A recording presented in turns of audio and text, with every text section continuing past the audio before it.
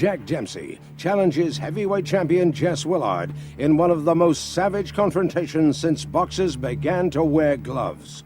Toledo, Ohio, 4th of July, 1919. Jack Dempsey, a sensational young tiger with amazing speed and two murderous hands. Jess Willard, the biggest man to hold the title under Marquis of Queensberry rule.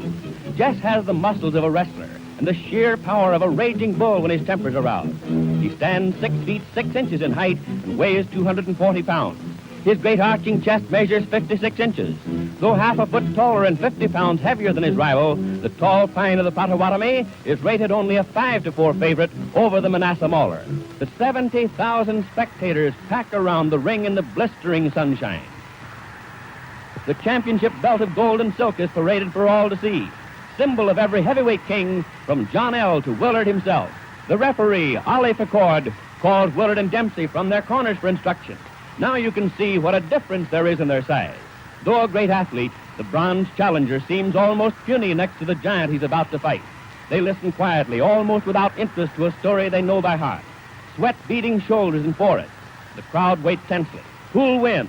Willard with his fine jab and smashing uppercut, or Dempsey with his speed and the best left hook of all time? Round 1 coming up. The timekeeper jerks his bell cord. Somehow it jams, and Willard doesn't hear the faint sound over the excited yelling. He pauses, looks around, puzzled, doubtful. Say, what's going on around here anyhow? Where's the bell? There it is. So the big fight begins, and Big Jess moves easily into action. The mahogany-hued Dempsey circles, moving in and out with cat-footed quickness. The champion wants to keep Jack at long range with his poking left jab, but Dempsey won't let him do it. He's never still for an instant, bobbing and weaving around. It looks like a test of speed against power, and Willard has no chance to get set against Dempsey's speed. At such a pace, there's a lot of missing and a lot of clinching. It's bound to be that way, but it's only a warm-up so far. Each is trying to figure out the other's defense, to open him up, nail him with a punch. The challenger crowds keeps on crowding. The instant he's in the open, he moves back again. His left whips in tirelessly and often. The blows miss or graze Willard. Dempsey hasn't the range yet. Jess holds whenever he can, but that's Jack's meat. Nobody's strong enough to tie him up for long, and trying to hit him is like trying to hit a sunbeam that moves away. Dempsey's hands are in motion all the time. Willard tries to block with gloves and forearms and elbows, but he's compelled constantly to retreat. What else can he do against the endlessly moving little man? When you're going away, you can't do much damage yourself. A champion is supposed to make the fight, but try as he will, it's far beyond Big Jess. But he hasn't been hurt yet. For all the charging, for all the blows, the tall pine has suffered no injury. He's clever, knows how to handle himself, and in spite of his great size, he moves around quickly and gracefully. No, the little man won't get him. They maneuver around the side of the ring. Now watch. There's that big left, and Willard's down. Up, sure he's up. Dempsey hurt him along the rope, beating away with both hands.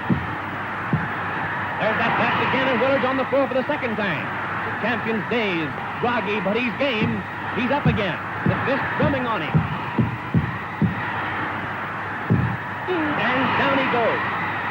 Falls along the floor like a wounded animal, crouching with his back half turned as he arrives. The mauler overwhelms him with a hysterical burst of fury that sends him to the floor for the 4th time. Dempsey stands over the stricken man, his fist cracked. The instant Willard's knees are off the floor, Jack at him again. Jess is wide open. He has absolutely no defense. And he hits the deck again. Courage, just plain courage, instinct, whatever it is, flings him blind and staggering up to his feet.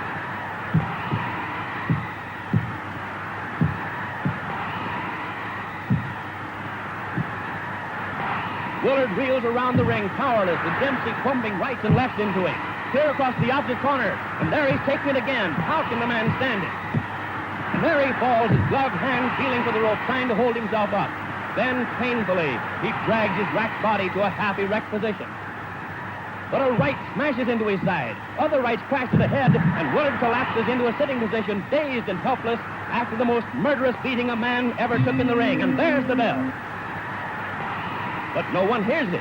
Dempsey turns away. He seems doubtful, puzzled. Turns, and others rush jubilantly into the rope square. It's all over. The quickest heavyweight knockout on record. Jack hurries out of the ring to avoid the crowd. But the timekeeper and referee Ollie Picord are yelling that it's not over. The bell had sounded before Big Jess was counted out. Where is the challenger anyway? Willard's chief second, Walter Monahan, and the other handlers have leaped into the ring to bring their man too. The champion seems helpless, but technically the fight is still on.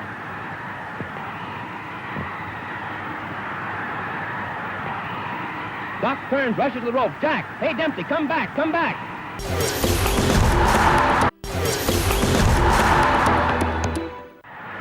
1-2 and the bell sounds again. Amazingly enough, Willard rises for the second round. Beaten as no man ever has been, he advances into Dempsey's raging fist. He jabs as though any jab could keep that tiger away from him. With all his wearied, broken body, Jess does his best to keep going.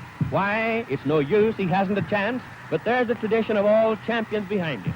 He has to fight even when he has nothing left to fight with. Jess may not have been a great champion, but no braver man ever laced on a pair of gloves. If he quit under punishment, no one would blame him. It's courage, nothing but magnificent courage that's holding him on his feet. No matter what he does, he can't get away from that tiger who's stalking him. His arms and legs are heavy with exhaustion. Salt sweat burns the gashes Dempsey's fists have opened. When Jack bores in and hits him, drives him around the ring, he can't muster enough strength for a dangerous punch in return. The seconds and minutes are ticking by faster and faster. There isn't much time left in the round. If he's to get his KO before the bell rings, he'll have to do it in a hurry. But Willard's only thought is to protect himself, and weak and tired as he is, it's no cinch to get him set for the finishing punch, even when he's driven helplessly back against the rope. He wobbles about and clinches, does his best to save himself from his relentless foe. There are only a few seconds remaining now. No chance for a finishing blow. It's too late. Mahler spins the champion around out there in the center of the ring. But there's the bell, and referee Picord sends his men to the corner. Back in just a moment. Round 3, and at the start of the third, there's no easing up in Dempsey's attack. His left hook still thunders. In the clinches, Willard is no longer strong enough to make even a pretense of blocking the uppercuts that shake and hurt him. Still, the clinches are the only sanctuary left him. Out in mid-ring, he's helpless. He's lost all coordination between brain and hand. His efforts are pitiful. He was big and good-looking and smiling when he came into the ring. Now he's a lurching, tottering wreck of a man. Dempsey beats at him, in the body, shifting his attack for a moment from that pitiful face. A new champion's being born here, born in the torrid heat among the yells of 70,000 spectators, born in blood and effort and pain. It's bad for Willard, taking the hammer blows of the ring's greatest puncher, but it's no picnic for the man who's winning either. His lungs strain, his heart beats in his throat, his arms are like lead, but still he carries on that deadly attack. He pours leather at the giant, who should have gone down long ago, who would have gone down, but for the heart of a lion and the endurance of a buffalo. Even the spectators are beginning to flinch at the sight. This is no fight, it's a slaughter, a massacre. Big Jess has no more chance than a babe in arms. Look at the heavyweight champion of the world. His face is pounded almost to a pulp. His tired, dazed eyes peer through a mask of blood. It's dripped down over his body, stained his trunk, spotted his legs. Even Dempsey's smeared with the sanguinary fluid. Each time the Mauler goes into the clinch, he gets more of it. Why doesn't the referee stop it? Why? But Ollie Picord comes from the old school. There's only one way for a champion to finish, they say, and that's on his back.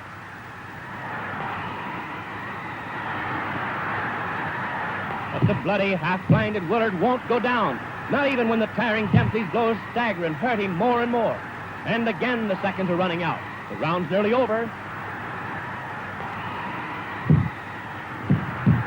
And the impossible has happened again. Big Jess has lasted through this another murderous round with this roaring Dempsey.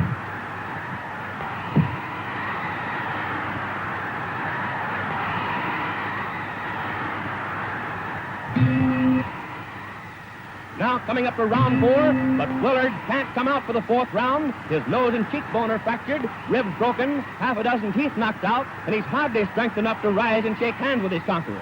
In this most unusual of fights, an idol has been born. Dempsey the Mauler. Unusual, every second of it. The bell failed to sound clearly at the start. The champion was knocked down 7 times in the first round. The challenger left the ring and had to be called back. Willard lost his title while sitting in his corner. Every minute is crammed with drama, as the ring is now with yelling, excited men. Dempsey's in everyone's minds and hearts. Dempsey the killer, Dempsey the champion. They'll see him in action for 8 flaming years.